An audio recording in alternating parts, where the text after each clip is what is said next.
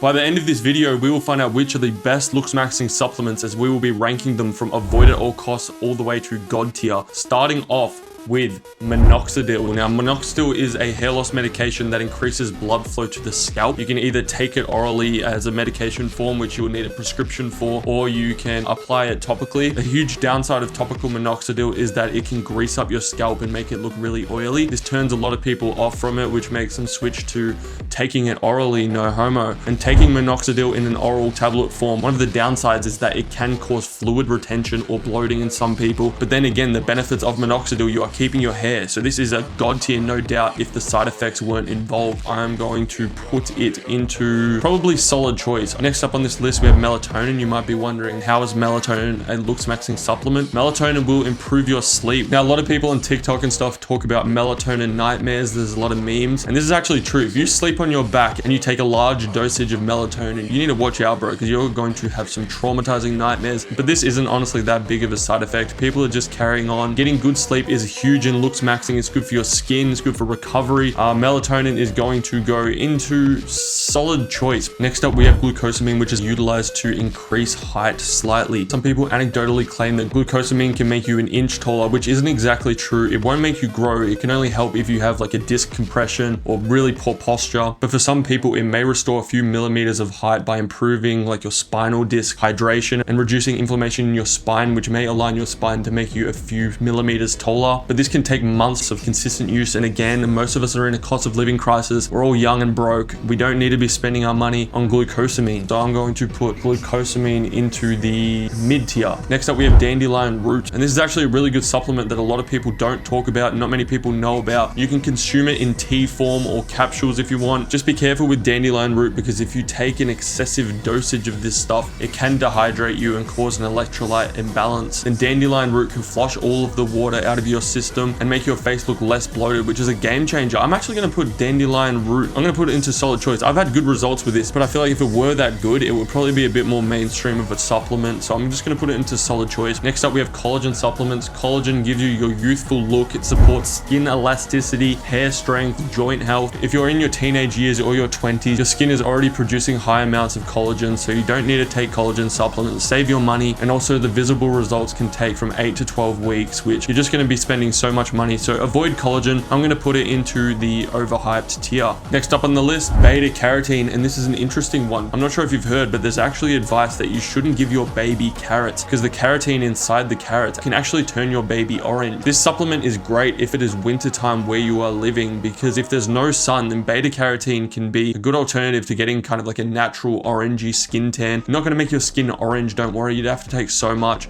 but you can take this in a supplement, or you can just eat carrots. This is a great one. I'm going to put it into solid choice. Beta carotene is great. Next up on this list is Anavar, which is actually an oral steroid used by a lot of bodybuilders and a lot of fitness influencers, because the main benefit of Anavar, along with a massive strength increase, is that it increases dry, lean muscle mass, which is huge. But you do need to watch out, because like any steroid, it comes with its downside and side effects. For example, it causes a lot of stress to your liver and increases liver enzymes, which is not a good thing. So weigh up the risk to rewards if you're considering taking Anavar. I wouldn't take this on its own. I'd take it with a 250 milligram test base at least, because you're just going to shut down your natural testosterone production without getting the full effects of Anavar. I'm going to put Anavar into solid choice, just solely off the benefits that it gives you. Next up, a supplement everyone knows and loves, and that is creatine. People refer to it as legal steroids. It's not going to have anywhere near of an effect as steroids do, and this is a safe supplement that's been heavily researched. You can take 5 to 10 grams a day of creatine monohydrate. I take. Everyone's taking creatine. Get onto creatine ASAP. This is going straight into God tier. We all love creatine. Next up, we have ashwagandha, which has become huge in recent years. It's a household name. Your mum's probably taking it, your auntie's taking it, your uncle's taking it, your dog's probably even taking it. What ashwagandha does, it reduces stress and lowers cortisol. High levels of cortisol is going to break down muscle tissue. It's going to make your skin look worse, going to make you age faster and worse. So we want to keep cortisol as low as possible. And I honestly think that ashwagandha is a supplement that every person should be taking. I hope there aren't studies that come out in 10 years that completely backfire on me about ashwagandha, but I think it's a great supplement. I'm going to put it straight into God tier. Next up, we have potassium supplements, things like potassium citrate, potassium chloride, and this can be effective in reducing water weight and making your face less bloated. The only thing is just be careful with the dosage of how much you take. You don't want to take too much potassium because it can actually be dangerous. It can affect your heart rhythm. So yeah, I'll probably put potassium supplements into the mid tier. Next up is a huge one. We have Accutane, also known as isotretinoin or Roaccutane, is a mega dose of vitamin A which comes in prescription form, and this is the final boss supplement slash medication for treating acne. Mainstream media and people do not talk about Accutane. A lot of people are keeping Accutane a secret. A lot of Looksmaxxing creators are keeping Accutane a secret because it is literally going to nuke your acne and improve your skin tenfold over any supplement that you could possibly take for your skin. But be mindful though, along with everything else that I've mentioned, it comes with the side effects. It's actually more harmful on your liver than oral steroids like Anavar, which I mentioned earlier. And the dermatologist that you go to is going to require blood work to test your liver and lipid levels to make sure that you have a strong enough liver to start taking this stuff, because it is very damaging to your liver.